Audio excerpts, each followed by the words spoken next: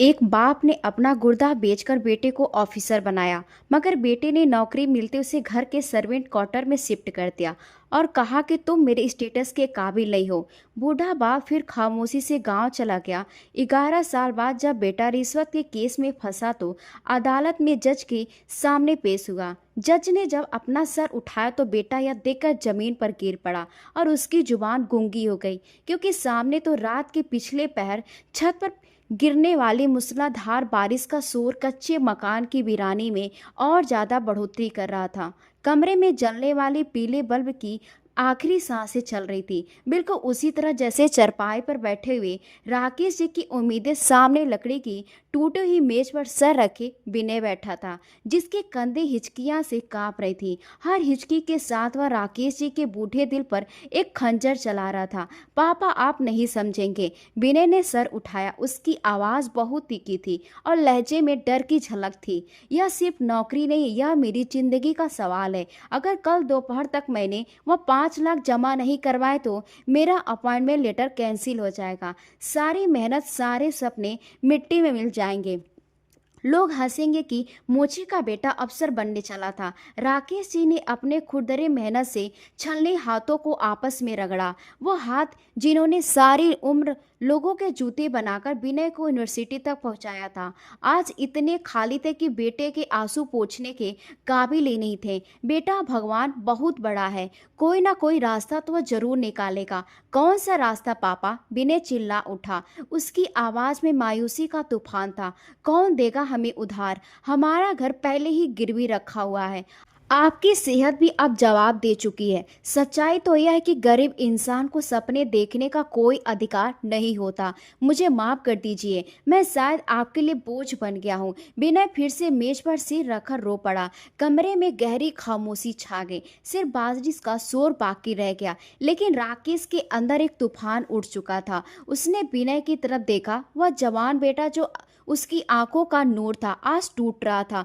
राकेश को लगा कि अगर आज विनय का सपना टूट गया तो वह फिर कभी वैसा विनय नहीं रहेगा। बूढ़ा बाप खामोशी से उठा। दीवार पर लगी घड़ी टिक टिक कर रही थी, जैसे कह रही हो वक्त बहुत कम है। उसने अपना मैला कुचैला अंगूठा कंधे पर डाला और बारिश में बाहर निकल गया। विनय को लगा कि शायद बाप हमेशा की तरह मंदिर जा रहे हैं प्रार्थना करने के लिए, मगर उसे क्या खबर थी कि आज वह बाप प्रार्थना करने के लिए नहीं बल्कि उन प्रार्थनाओं का कर्ज अदा करने जा रहा था।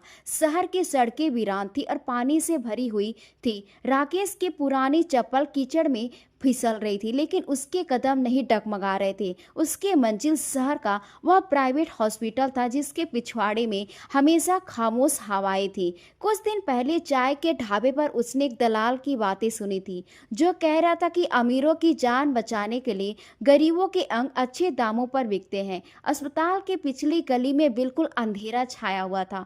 वहां एक बड़े से दरवाजे पर दस्तक देते हुए राकेश का हाथ कांपा, मगर फिर उसे विनय का रोता हुआ चेहरा याद आ गया। दरवाजा खुला। एक सख्त चेहरे वाला आदमी बाहर निकल आया। क्या है? वह कड़े लहजे में बोला। मैं बेचना चाहता हूँ। राकेश की आवाज गले में ही फंस गई। क्या? गुर्दा? राकेश जी ने बड़ी मुश्किल से कहा। मुझे 5 लाख चाहिए नगद। अभी उस आदमी ने राकेश के ऊपर से नीचे तक देखा। कमजोर शरीर, झुर्रियों वाला चेहरा। उसने बड़ी नफरत से उसे सिर हिलाया। अरे बुढ़े, तेरे शरीर में जान ही नहीं। तेरा गुर्दा क्या खाक काम करेगा? पहले तो टेस्ट होंगे, मैच कर गया तो फिर देखा जाएगा। चल अंदर। इसके बाद के 4 घंटे राकेश के लिए क़यामत से कम नहीं थे। उसे ठंडे सफेद कमरे में ले जाया गया। वहां मशीनों की अजीबोगरीब आवाजें थी, नसों में सुई चुभने का दर्द और डॉक्टरों की असंवेदनशील बातें। वे उसी इंसान नहीं बल्कि मांस का एक टुकड़ा समझ रहे थे।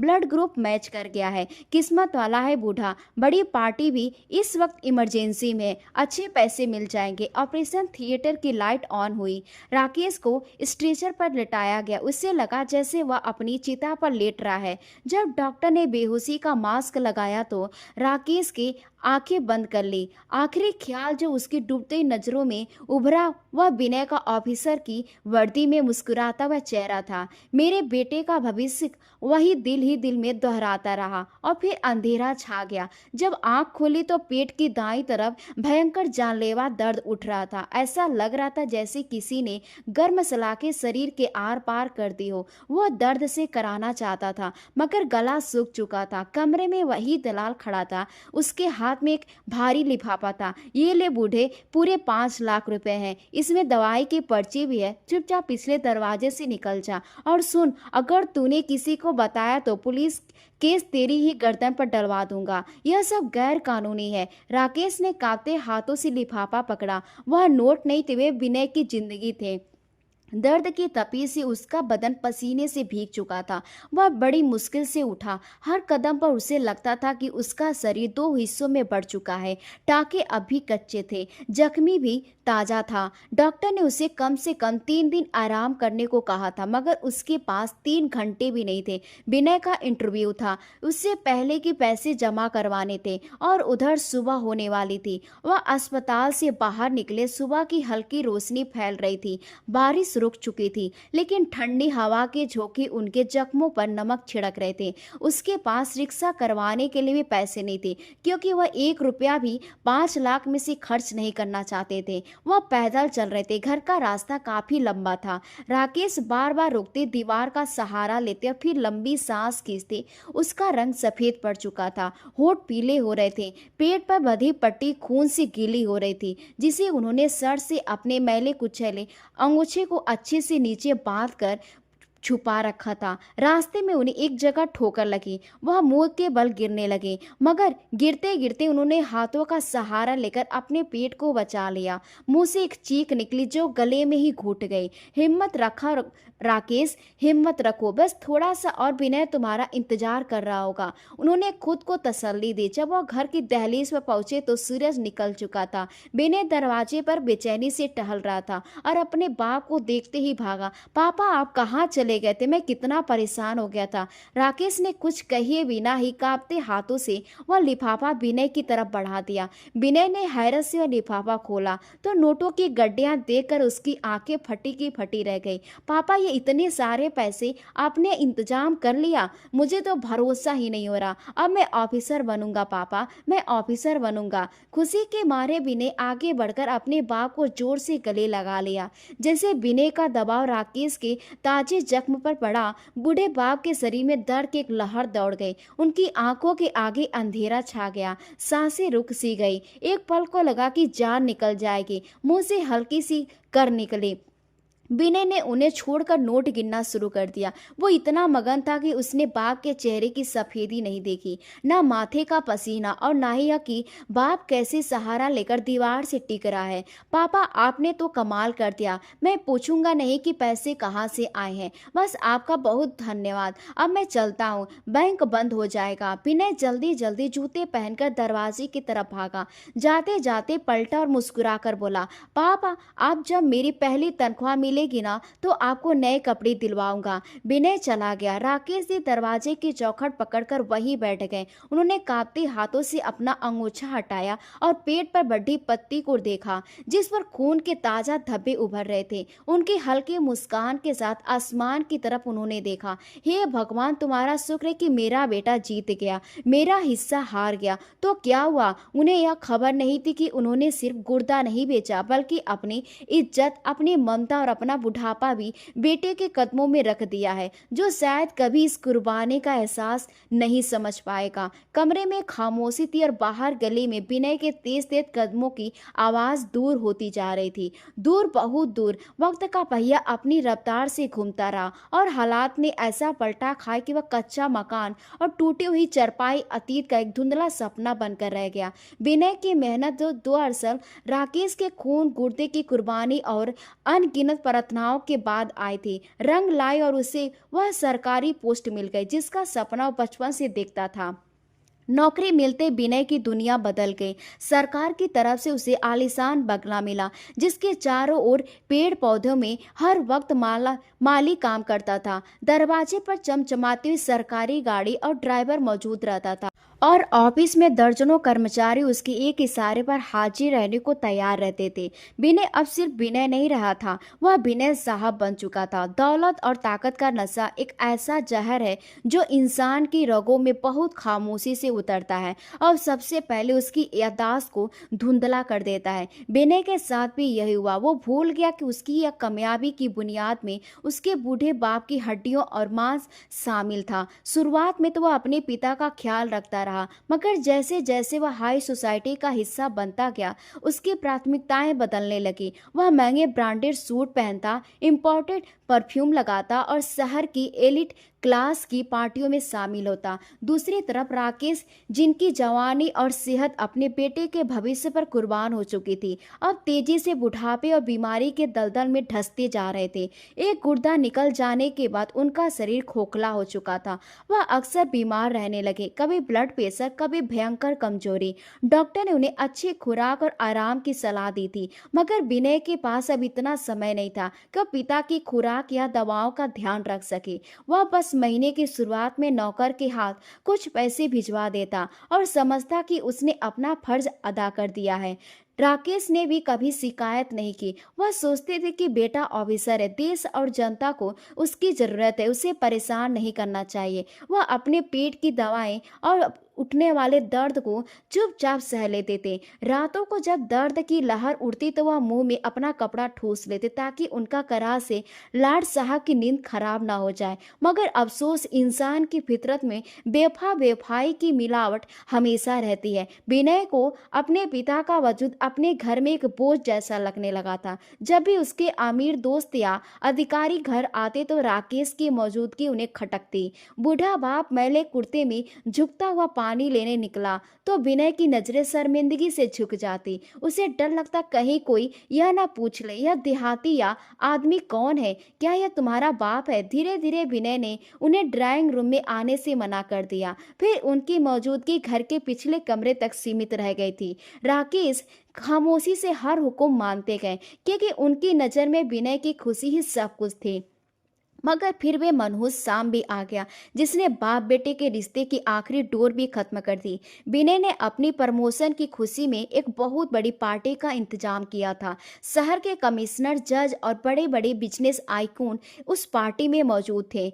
बंगले के उस दिन किसी दुल्हन की तरह सजाया गया था। लॉन में ढेर सारी लाइटें लगी थी और एक से एक बेहतरीन खाने की चीजें चुनकर तैयार करवाई गई थी। विनय थ्री पीस सूट पहने, हाथ में महंगा श्रृंगार ली, मेहमानों के साथ बड़े ही खुशदिल अंदाज में गप्पे मारने में व्यस्त था। हवा में हल्की मौसी और ठहाके का शोर था। राकेश को विनय ने सख्त हिदायत दी कि वह अपने कमरे से बिल्कुल बाहर भी ना निकले, मगर बीमारी किसी की गुलाम नहीं होती। बदकिस्मती से उसी रात का राकेश की तबीयत बिगड़ गई। सीने में बलगम फंसने की वजह से उन्हें सांस लेने में बहुत मुश्किल हो रही थी। उन्हें उस वक्त पानी की भयंकर जरूरत महसूस हो रही थी। कमरे में जग खाली रखा था, गले में कांटे चुभ रहे थे। मजबूरी की वजह से वह कांपती हुई टांगों के साथ उठे पानी लेने के लिए किचन की तरफ जाने लगे, जो लॉन से रास्ते में ही पड़ता था। जैसे वह लॉन के एक कोने से गुजरे, उन्हें खांसी का भयंकर दौड़ा पड़ा। उस खामोश हवा में उनकी सांस की आवाज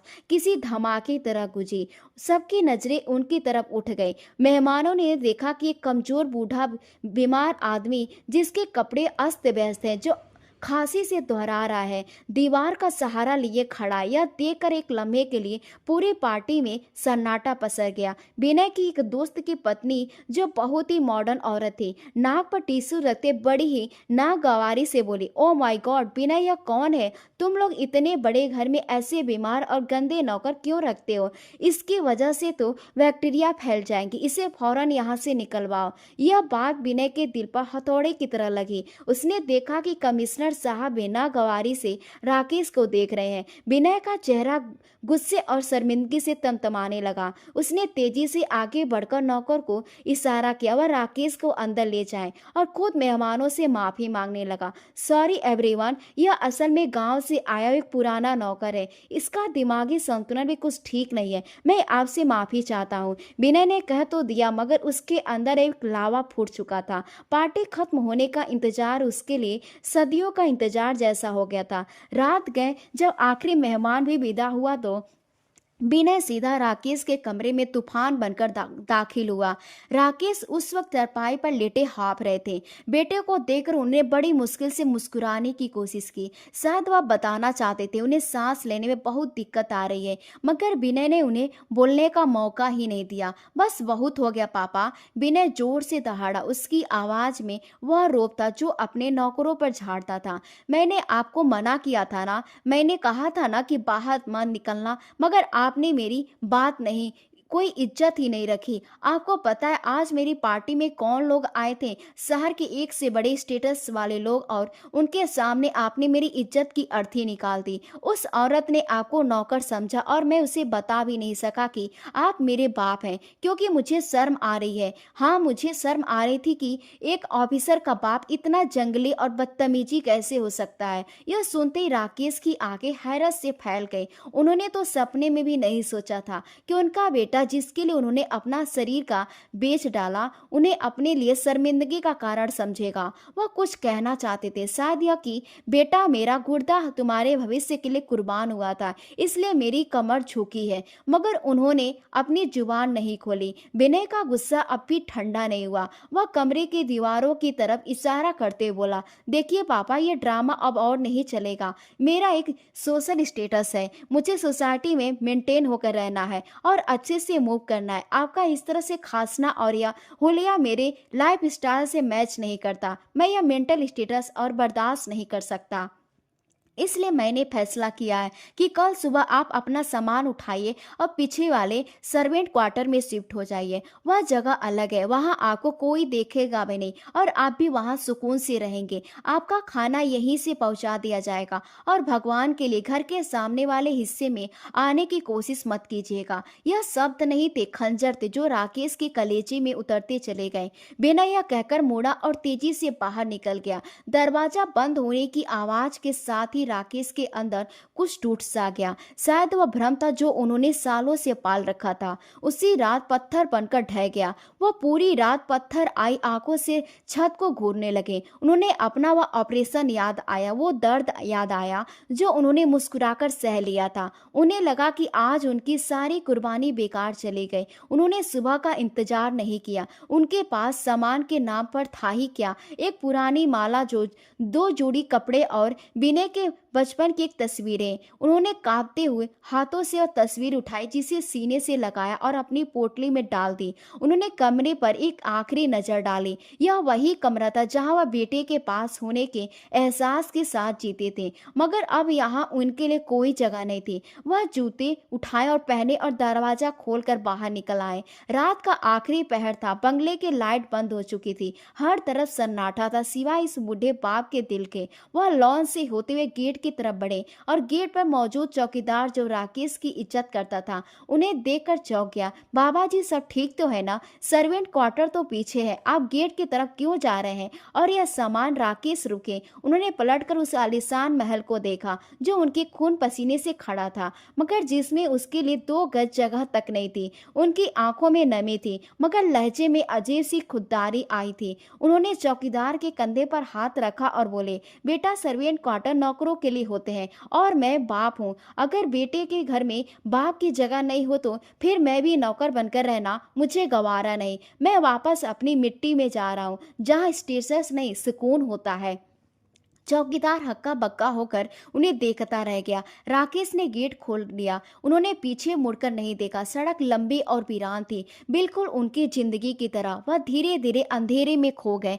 पीछे विनय अपने मखमली बिस्तर पर बेखबर सो रहा था। उसे अंदाजा भी नहीं था कि उसके घर की छत गिर चुकी है और अब वह खुले आम तले अब आने वाले तूफान के रहमो करम पर है। बाप को घर से निकालने के तकरीबन 2 साल के बाद एक दिन विनय को किसी सरकारी काम के सिलसिले में उसी इलाके से गुजरना पड़ा जहां उसका अपना गांव था। ना जाने किस ख्याल से उसने ड्राइवर को गाड़ी गांव की कच्ची सड़क पर मोड़ने का इशारा कर दिया। शायद जमीर की कोई हल्की सी कमी जागी थी, या फिर महज यह देखने की दिलचस्पी थी वह बूढ़ा बाप अब किस हाल में है। जब उसकी चमचमाती हुई गाड़ी गांव के कच्चे आंगन में रुकी तो धूल का एक बादल उड़ा। विनय ने नाक पर रुमाल रुमाल रखा और गाड़ी से नीचे उतरा। सामने का नजारा कुछ और ही था। वह सोच रहा था कि बाप बीमारी से बिस्तर पर पड़ा तड़प रहा होगा, मगर उसने देखा कि राकेश आंगन में बेड की चारपाई पर बैठे हुए हुक्का पी रहे थे। उनके चेहरे पर शहर वाली सफेदी और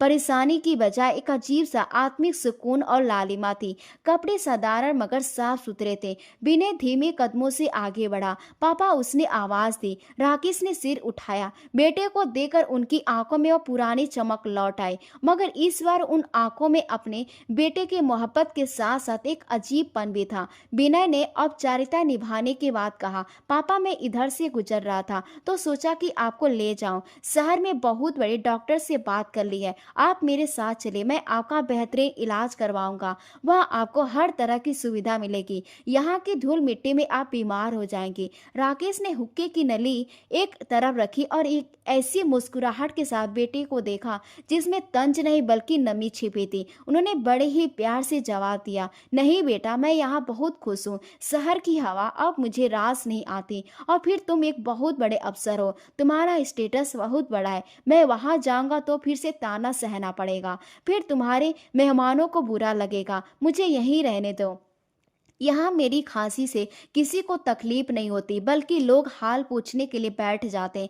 विनय इस जवाब पर कुछ शर्मिंदा और कुछ चिड़चिड़ा सा हो गया। अभी वह कुछ कहने ही वाला था कि अंदर कमरे से एक मजबूत कट वाली आला नौजवान बाहर निकला, जिसकी उम्र यही कोई 35 साल के लगभग होगी। उसके हाथ में गर्म दूध का गिलास था। उसने विनय को नमस्ते किया और बड़ी ही इज्जत से गिलास राकेश के हाथ में थमाते बोला, चाचा जी, आप पी लीजिए। डॉक्टर ने कहा है कि यह आपके सीने के लिए बहुत अच्छा है। विनय ने माथे पर बल डालते हुए उसे देखा। वह नौजवान उसे कुछ जाना पहचाना लगा। राकेश ने नौजवान के सर पर प्यार से हाथ रखते हुए परिचय करवाया। विनय पहचाना इसे, यह रमेश है, हमारे पुराने पड़ोस का बेटा, वही अनाथ बच्चा जिसे बचपन में अक्सर अपने पास बैठाकर जूते सिलना सिखाता था और खाना खिलाता था। आज यह जवान हो गया है। जब से मैं गांव आया हूँ यही मुझे संभाल रहा है। यह मेरा बेटा बनकर मेरी सेवा करता है। मेरी दवाई, मेरे कपड़े, यहाँ तक कि मेरी जिंदगी की हर जरूरत का ख्याल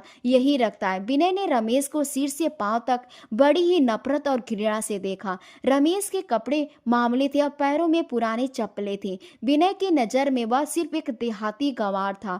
विनय के घमंड ने उसे यह गंवारा नहीं किया कि वह इतने कमंतर इंसान की बात करे। उसने परेशान होकर कहा, पापा, आप भी किन लोगों के मुंह लग गए हैं? यह लोग मतलब के बिना किसी की सेवा नहीं करते। जरूर इसकी नजर आपकी जमीन जायदाद पर होगी, ध्यान रखिएगा। समझ गए ना आप? रमेश ने विनय की बात सुन ली, मगर उसने सिर झुका लिया और कोई जवाब नहीं दिया। बस खामोशी से राकेश के पैर दबाने बैठ गया। विनय को यह नजारा देखकर बहुत कुठा महसूस हुआ कि गैर इंसान उसके बाप का बेटा बना बैठा है। हालांकि वह खुद इस रिश्ते को ठुकरा चुका था। उसने अपनी टाई ठीक की और फिर बड़ी ही लापरवाही से बोला, ठीक है पापा, जैसी आपकी मर्जी। मैं तो आपकी भलाई के लिए कह रहा था, मगर आपको इसी तरह की गंदगी और इन लोगों जैसे के बीच में रहना पसंद है तो फिर मैं क्या कर सकता हूँ।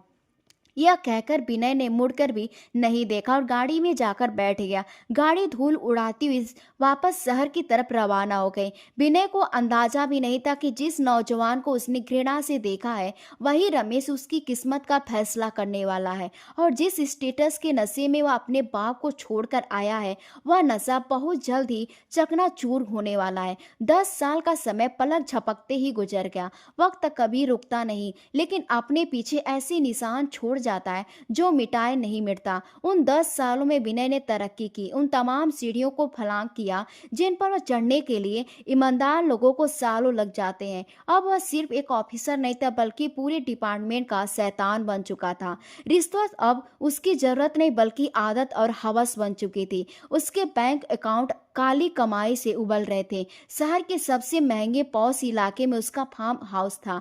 गैराज में करोड़ों की लग्जरी गाड़ियां खड़ी हुई थी और उसके स्टेटस का यह आलम था कि बड़े बड़े मंत्री अधिकारी भी उससे मिलने के लिए वक्त लेते थे। राकेश का नाम और चेहरा उसके दिलो दिमाग की किसी गहरी अंधेरी सुराख में दफन हो चुका था। कभी कभार जब वह अकेला होता या शराब के नशे में डूबा होता तो उसे एक धुंधला सा सपना आता कि कोई बूढ़ा इस घर से निकाला गया था, लेकिन वह इस ख्याल को फौरन झकट देता, क्योंकि उसकी जमीर की आवाज सोने के सिक्कों की खनक में दब गई थी। विनय को लगता था कि उसे अब किसी की भी जरूरत नहीं है। उसे पूरा भरोसा था कि उसके पास जो दौलत है वह हर दरवाजा खोल सकती है, हर मुंह को बंद कर सकती है। मगर वह भूल गया कि भगवान की लाठी बेजान होती है, और जब वह बरसती है तो बचाने के लिए कोई सहारा नहीं मिलता। और इसी तरह से उसके पाप का घड़ा भी अब भर चुका था। उसके कर्मों का फल मिलने की शुरुआत एक मामूली से वाक्य से शुरू हुआ। एक दिन उसके ऑफिस में एक हद से ज्यादा बूढ़ा और लाचार आदमी अपनी पेंशन की फाइल लेकर आया। वह शख्स कांपते हाथों से विनय के सामने खड़ा गिड़गिड़ा रहा था। साहब जी, मेरे घर में रोटी के लाले हैं, मेरी बेटी बीमार है, भगवान के लिए मेरे कागजों पर दस्तखत कर दीजिए। उस बूढ़े की शक्ल राकेश से काफी मिलती जुलती थी। उसकी आंखों में वही बेबसी थी जो 10 साल पहले राकेश की आंखों में थी, जब वह सर्वेंट क्वार्टर की तरफ जा रहा था। लेकिन विनय के दिल पर तो अब पत्थर पड़ चुके थे। उसने बड़ी ही नफरत से बूढ़े को धक्का देते हुए कहा, अरे बुढ़े, यहाँ कहानी मत सुना। अगर फाइल आगे बढ़ानी है तो इसके लिए पूरे 500 रुपए लगेंगे, वरना यहाँ से दफा हो जा। उस बूढ़े ने आसमान की तरफ उंगली उठाकर बस इतना कहा, साहब मेरा भगवान सब कुछ देख रहा है, याद रखिएगा, और फिर वहां से चला गया। विनय इस बात पर हंस पड़ा, मगर उसे नहीं पता था कि इस बूढ़े की हाय आसमान तक पहुंच चुकी है। उसी रात जब विनय अपने फार्म हाउस में रंगीन महफिल लगाए बैठा था और ऐसो आराम की नरक जैसी अयासियों में डूबा था,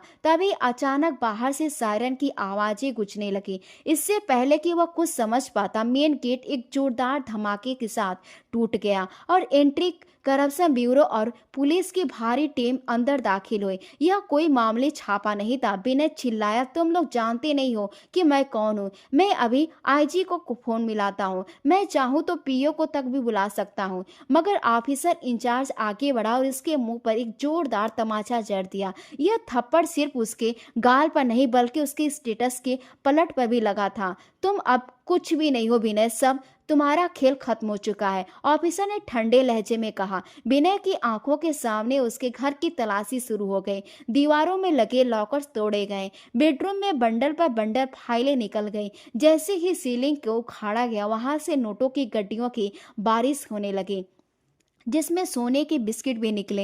हीरे के सेट और विदेशी करेंसी का अपार लग गया था। टीम के साथ मीडिया भी थी। कैमरों की फ्लैश लाइटें विनय के चेहरे पर लगातार पड़ रही थी। वहीं विनय जो तस्वीर खिंचवाते समय एक से एक पोज देता था, आज मुंह छिपाता फिर रहा था। उसे हथकड़ी लगाई गई, वही हथकड़ी जिसकी ठंडक ने उसके खून तक को जमा कर दिया था।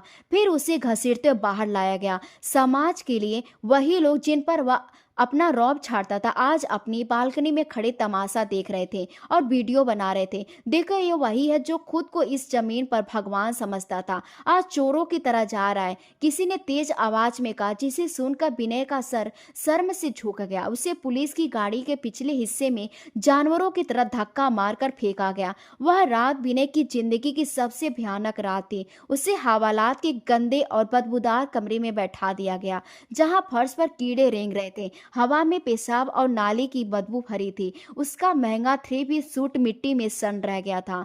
मच्छरों ने उसके नाजुक शरीर को नोच डाला था। उसे प्यास लगी तो उसने संतरी को आवाज लगाई, मुझे प्यास लगी है, मेरे लिए मिनरल वाटर लाना। संतरी हंस पड़ा, अरे गंदे प्लास्टिक के गिलास में नल का गर्म पानी लाया, पानी पीना है तो पी लो वरना मर जाओ। विनय ने वह पानी पिया तो उसे अपने अतीत की सारी आयासियां याद आ गई और वह रोने लगा। उसे याद आया कैसे अपने बीमार बाप को पानी देने के बजाय झकझोर डाला था। आज कुदरत ने उसी जगह पर ले आई थी। अगले कुछ दिनों में उसकी पूरी दुनिया उजड़ गई। अखबारों की गर्म सुर्खियों में उसकी बदनामी के चर्चे ही हो रहे थे। उसके तमाम अकाउंट्स सील कर दिए गए, जायदाद भी सख्त कर ली गई, और सबसे बड़ी बात, वह दोस्त जो उसकी पार्टियों और उसी के पैसों पर पल रहे थे, जिन्हें वह अपना सबसे बड़ा शुभ चिंतक समझता था, उनमें से एक भी उससे मिलने के लिए थाने नहीं आया, बल्कि खबर फैली कि वे सब धोखेबाज निकले, उसके ही खिलाफ सरकारी गवाह बनकर गवाही देने के लिए तैयार हैं। विनय बिल्कुल अकेला रह गया। उसका घमंड मिट्टी में मिल चुका था। कुछ दिन बाद उसका वकील, जिसे उसने भारी फीस देकर हायर किया था, मायूसी से सिर झुकाए उसने मिलने आया। विनय ने सलाखों के पीछे से बेताबी से पूछा, क्या हुआ, मेरी जमानत कब हो रही है? मैं तुम्हें बहुत सारा मुंह मांगा पैसा दूंगा, बस मुझे यहाँ से निकालो, मेरा यहाँ दम घुट रहा है। वकील ने अफसोस से सिर हिला और एक ऐसी खबर सुनाई जिसने विनय के पैरों तले से जमीन भी निकाल दी। और विनय, सब मामला बहुत बिगड़ चुका है, आपके खिलाफ सारे सबूत बहुत पक्के हैं, लेकिन उससे भी बहुत बुरी खबर है कि आपका केस जिस जज की अदालत में लगा है वह इस शहर का नहीं बल्कि पूरे सूबे का सबसे सख्त और उसूल पसंद जज माना जाता है। लोग उसे जल्लाद जज कहते हैं क्योंकि वह मुजरिम को माफ करना गुनाह समझता है। सुना है कि वह सिफारिश तो दूर की बात है, किसी की शक्ल देखकर भी अपना फैसला नहीं बदलता। आज तक उसकी अदालत से कोई भी रिश्वतखोर अफसर बचकर नहीं निकला है। मैंने कोशिश की कि जज बदल जाए, मगर उसमें भी वही नाकामी मिली मुझे। कल सुबह आपकी पेशी है और सच कहूँ तो मुझे कोई उम्मीद दिखाई नहीं देती। आप बस भगवान से प्रार्थना कीजिएगा कि अब आप पर थोड़ा तरस खा ले। हालांकि वह तरस के शब्द से अनजान ही लगता है। वकील चला गया और बिना सलाखों को पकड़े हुए सन्न रह गया। सख्त जज, यह शब्द उसके दिमाग में हथौड़े की तरह बज रहा था। उसे अपनी बर्बादी सामने नजर आने लगी। वह सारी रात नहीं सो सका। कभी उसे बूढ़े पेंसर की बदुआ आ रही थी तो कभी अपने बाप का चेहरा, कभी अपनी हुई जूझ जाती। उसे लगता था कि कल का सूरज उसकी जिंदगी का आखिरी सूरज होगा। वह ख्वाब की तरह कांप रहा था। उसे पता नहीं था कि जिस अदालत में पेश होने जा रहा है वहां कानून का तराजू तो होगा ही, लेकिन कुदरत ने उसके लिए एक ऐसा सरप्राइज रखा है जो उसकी आत्मा तक को पिघला देगा। अगली सुबह पुलिस वैन उसे लेकर अदालत की तरफ रवाना हुई। विनय की आंखें सूजी हुई थी, हाथ बंधे हुए थे और दिल डूब रहा था। वह सोच रहा था कि कौन है वह जज, कौन है? क्या वह मेरी दौलत से नहीं खरीदा जा सकेगा? क्या वह मेरे आंसू देखकर पिघल जाएगा या फिर वही मेरा असली अंजाम लिख देगा? अदालत का कमरा लोगों से खचाखच भरा हुआ था। मीडिया वाले और तमाशा देखने वाले सभी लोग इस बड़ी केस का फैसला देखने आए थे। विनय को कटघरे में खड़ा कर दिया गया। उसके पैर कांप रहे थे। उसका वह सिर जो कभी तुनक मिजाजी से इतना बुलंद रहता था कि उसे जमीन पर चलने वाले कीड़े मकोड़े नजर ही नहीं आते थे, आज शर्म और खौफ के बोझ से इतना झुक चुका था कि उठ ही नहीं रहा था। उसके हाथों में लगी हथकड़ी की ठंडक उसकी हड्डियों तक उतर चुकी थी। दिल के धड़कने उसके कानों में हथौड़ी की तरह बज रहे थे। वकील फाइलें पलट रहे थे और लोग तमाशा देखने के लिए उसकी तरफ घूर रहे थे। अचानक अदालत में आवाज गूंजी, बाअदब, मुलायजा, होशियार। कमरे का सुकून टूट गया। सभी लोग खड़े हो गए। विनय ने कांपते हुए दरवाजे की तरफ देखा। वहीं से वह जज दाखिल होने वाला था जिसके बारे में मशहूर था कि उसकी कलम कभी गलत फैसला नहीं लिखती और ना कभी रहम खाती है। दरवाजा खुला। जज साहब काले रियायती और गाउन में कॉन्फिडेंस भरे कदमों से अंदर आए। उनके चेहरे की रूपदार चमक ने कमरे पर मानो कब्जा कर लिया हो। वे सीट अपनी पर बैठे और फाइलें पर तीखी नजर डाली। विनय ने हिम्मत जुटाकर एक नजर जज के चेहरे पर डाली और जैसे ही उसकी नजर जज से मिली वक्त जैसे थम गया। उसकी आंखें सदमे से फैल गई, गले में चीख अटक गई, उसके पैरों तले से जमीन खिसक गई। सामने जज की कुर्सी पर बैठा शख्स कोई और नहीं बल्कि रमेश था। वही गांव का अनाथ लड़का, वही पड़ोसी जिसे 10 साल पहले विनय ने अपने घर के पास देखकर नफरत से धक्का दिया था, जिसे उसने लालची, देहाती और गंवार कहकर अपमानित किया था। आज वही रमेश मसीहा नहीं बल्कि न्यायाधीश बनकर उसके सामने बैठा था। विनय का शरीर सुन्न हो गया। वह रेलिंग पकड़कर खुद को गिरने से बचाने लगा। रमेश ने भी विनय को देखा। उसकी आंखों में पहचान की चमक थी, लेकिन नफरत नहीं बल्कि एक गहरा दुख और अफसोस था। अदालत के कमरे में कार्रवाई शुरू की गई। सरकारी वकील ने विनय के केस की एक एक बात पढ़कर बताई। रिश्वत, धोखाधड़ी और गैर कानूनी कब्जा, उसके हर एक जुर्म पर एक नई दलील शुरू कर दी। विनय सुन तो होता रहा मगर समझ नहीं पा रहा था। उसका दिमाग तो अतीत में खो गया, किसी फिल्म की तरह चल रहा था। उसे याद आ रहा था कि कैसे उसने अपने बाप को सर्वेंट क्वार्टर में डाला था, कैसे उसने रमेश को नफरत से देखा था। जब वकील की बहस खत्म हुई तो पूरे कमरे में सन्नाटा पसरा था। अब फैसला जज के हाथों में आ चुका था। रमेश ने अपना चश्मा उतारकर टेबल पर रखा। उसने विनय की आंखों में आंखें डालकर देखना शुरू किया। किया। विनय नजर नहीं मिला पा रहा था। अदालत ने उसे हद से ज्यादा ठहरी हुई और भारी आवाज में बोलना शुरू किया। मुलजिम विनय कुमार, इससे पहले कि मैं कानून के मुताबिक फैसला सुनाऊं, मैं कुछ कहना चाहता हूं। रमेश की आवाज में एक अजीब सी गूंज थी। आप शायद मुझे पहचान रहे होंगे और शायद नहीं भी, क्योंकि अहंकार के चश्मे से इंसान को अपने सामने खड़ा बंदा कई बार नजर नहीं आता। मैं वही रमेश हूँ जिसे आपने अपने पैदाशी गांव में देखा था। मैं वही अनाथ बच्चा हूँ जिसके सिर पर ना माँ का साया था और ना ही बाप का, लेकिन फिर भी मुझे एक साया मिल गया, एक ऐसे शख्स का साया जिसे आपने स्टेटस के नाम पर ठुकरा दिया था। रमेश रुका। उसने अपनी पानी का एक घूंट पिया। विनय का सिर झुका हुआ था और आंसू टपक कर फर्श पर गिर रहे थे। रमेश ने बोलना दोबारा शुरू किया। आपको पता है विनय साहब, जब आपके अपने बूढ़े बाप को गांव में छोड़कर आए थे तो वह बहुत टूट चुके थे। उनके शरीर में तो जान ही नहीं थी, क्योंकि उनका एक हिस्सा तो आपकी तरक्की की बुनियादी में ही दफन था, मगर उनकी आत्मा भी जख्मी थी। मैंने उन्हें संभाला, मैंने उनकी सेवा की और बदले में जानते हैं उन्होंने मुझे क्या दिया? रमेश की आंखें भर आई। उन्होंने मुझे वह दिया जो आप करोड़ों रुपए की रिश्वत लेकर भी नहीं खरीद सकते। उन्होंने मुझे शिक्षा दी, मेरी परवरिश की, अपनी बची हुई पेंशन से मुझे कानून की किताबें लाकर दी। वह रातों को जाग जाकर मुझे पढ़ने के लिए प्रेरित करते थे, मेरा साथ देते थे। मुझे नींद ना आ जाए इसलिए वह मेरे लिए कभी चाय बनाते तो कभी कॉफी। वह कहते थे, बेटा रमेश, मेरा खूनी बेटा तो ऑफिसर बनकर गुमराह हो गया, लेकिन मैं तुम्हें ऐसा इंसान बनाऊंगा जो भटके हुए लोगों का फैसला करेगा। मेरी कामयाबी के पीछे किसी बड़े कॉलेज की डिग्री नहीं, बल्कि एक भल मजदूर की दुआएं और मेहनत शामिल है। अदालत में मौजूद हर शख्स दम सासे यह दास्तान सुन रहा था। कई लोगों की आंखों में आंसू थे। विनय फूट फूट कर रोने लगा। वह हाथ जोड़कर बोला, रमेश मुझे माफ कर दो, मुझे नहीं पता था, मैं अपने घमंड में अंधा हो गया था। तुम्हें मेरे बाप का वास्ता है, मुझे बचा लो। रमेश के चेहरे पे एक दुख भरी मुस्कुराहट आई। विनय साहब, आपका वास्ता यहाँ नहीं चलता, आपका वास्ता वहाँ चलता जब वह जिंदा थे, जब वह आपका रास्ता देखते रहते थे। आज मैं सिर्फ रमेश नहीं हूँ, आज मैं कानून हूँ, और कानून अंधा होता है मगर बेरुरत नहीं। आपके बाप ने मरते वक्त मुझे एक वसीयत दी कि विनय चौंक कर उठा। मरते वक्त क्या पापा? विनय की आवाज भर गई। रमेश ने अफसोस से सिर हिलाया। जी हाँ, राकेश चाचा 6 महीने पहले ही इस दुनिया को अलविदा कह गए। आखिरी वक्त तक उनकी जुबान पर सिर्फ एक आपका नाम था। वह आपके लिए एक नई शर्ट लेकर आए थे जो उनके तकिए के नीचे ही रखी रहती थी। उन्होंने वसीयत लिखी कि अगर मेरा विनय कभी तुमसे मिले तो उसे कहना मैं उसे माफ कर चुका हूँ, मगर कुदरत का कानून उसे माफ करेगा या नहीं मैं यह नहीं जानता। और आज देख लीजिए, कुदरत आपको मेरे सामने खड़ा लेकर आई है। यह सुनकर विनय जमीन पर गिर पड़ा। पापा, पापा मर गए? वो पागलों की तरह अपना सिर पकड़कर पीटने लगा। उसे वह लम्हा याद आने लगा जब उसने अपने बाप को दुत्कारा था, जब उसने कहा था मैं गांव जा रहा हूँ। रमेश ने जज्बातों को संभालते कलम उठाई।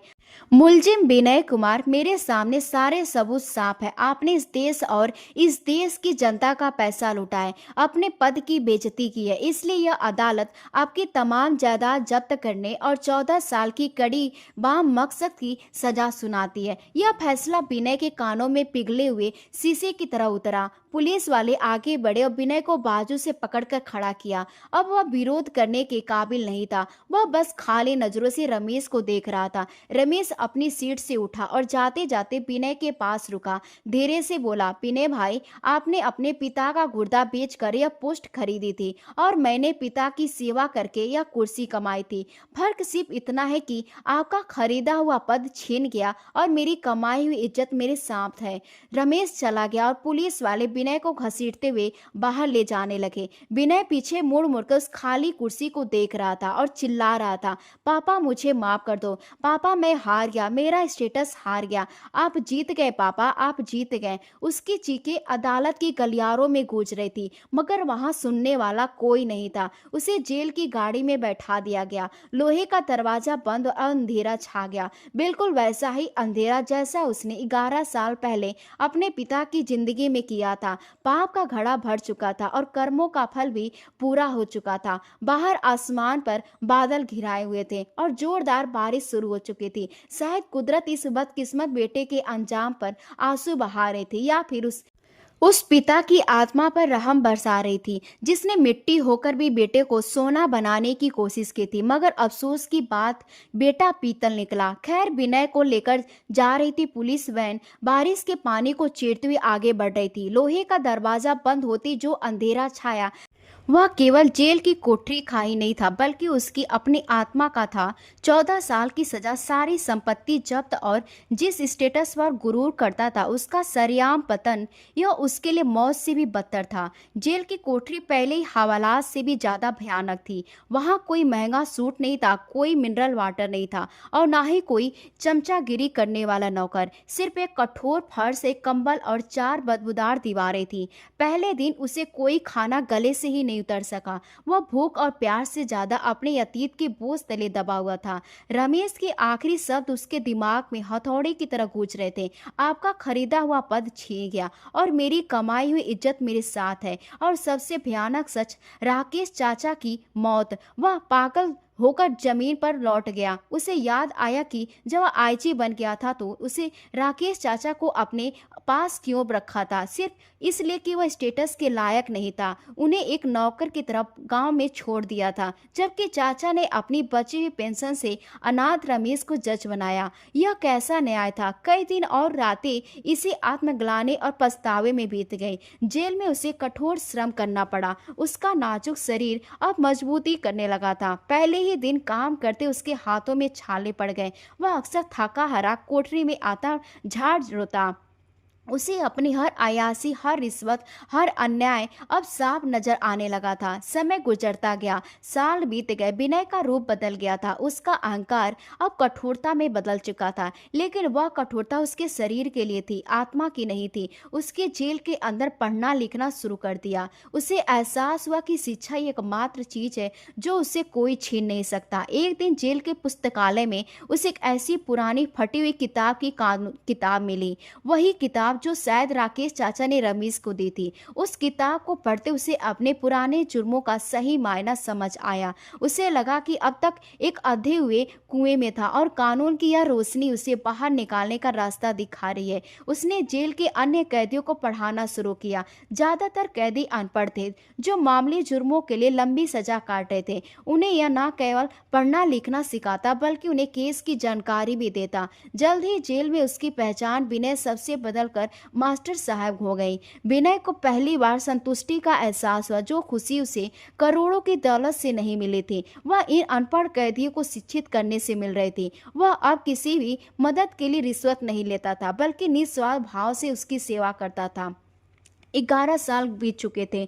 विनय की सजा में 4 साल बाकी था, लेकिन जेल में उसकी अच्छे व्यवहार और सुधारवादी कार्यों को देखते उसे समय से पहले रिहाई रिमिशन देने का विचार किया जा रहा था। यह फाइल संयोगवश उसी रमेश की अदालत में पहुंची थी, जो अब हाई कोर्ट का जज बन चुका था। रमेश ने जब विनय की फाइल देखी तो एक पल के लिए उसकी आंखें नम हो गई। फाइल में विनय के सुधारने और जेल में किए गए नेक कार्यों का विस्तृत ब्यौरा था। रमेश ने अपने चैम्बर में बैठकर पूरी रात सोचा, क्या उसे विनय को माफ कर देना चाहिए या उसे बाकी की सजा पूरी कर देनी चाहिए।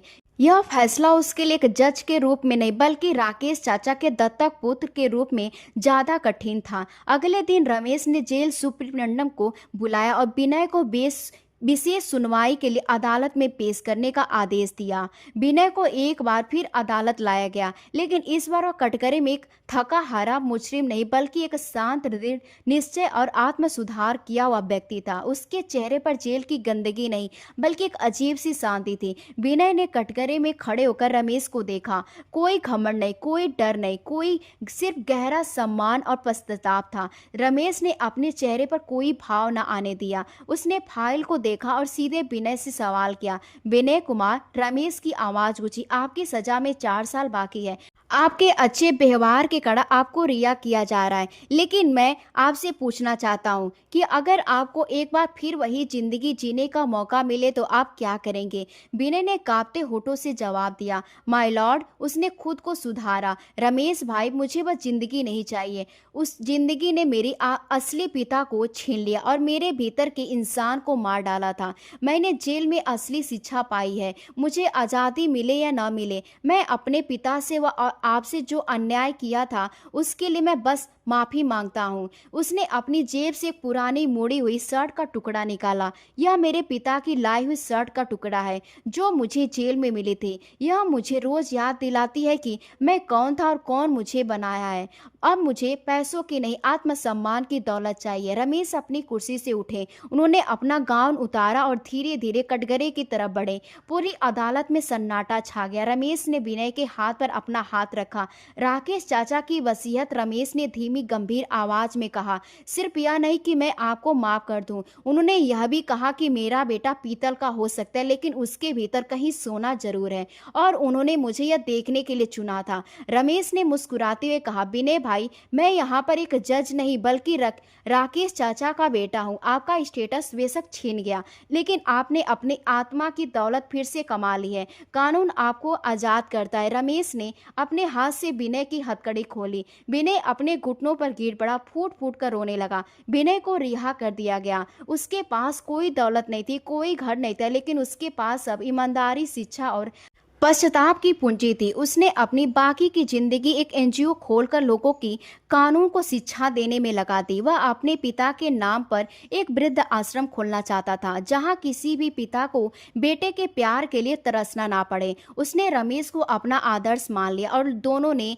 मिलकर समाज के लिए काम किया। राकेश चाचा का अपना सपना सच हो चुका था। उनके दोनों बेटों में से एक कानून का पालन किया और दूसरे ने कानून की सेवा। यह कहानी हमें सिखाती है कि कर्मों का फल निश्चित रूप से मिलता है। घमंड और दौलत क्षणिक होते हैं लेकिन ईमानदारी, प्यार और पश्चाताप से मिले हुए इज्जत हमेशा साथ रहती है। सबसे बड़ी दौलत पैसा नहीं बल्कि हमारी अच्छी नीयत और शुद्ध कर्म है। भगवान की लाठी बेजान होती है और जब वह बरसती तो बचाने वाला कोई सहारा नहीं मिलता, लेकिन पश्चाताप का आंसू और सेवा का हाथ उस लाठी की चोट को सहने की ताकत जरूर देता है। दोस्तों, उम्मीद करती हूँ आपको हमारी कहानी पसंद आई होगी। कहानी पसंद आई है तो वीडियो को लाइक करें, चैनल पर नए हैं तो चैनल को सब्सक्राइब करें और हाँ, नोटिफिकेशन बेल को जरूर दबाएं ताकि अगली अपडेट सबसे पहले आपको मिले। धन्यवाद।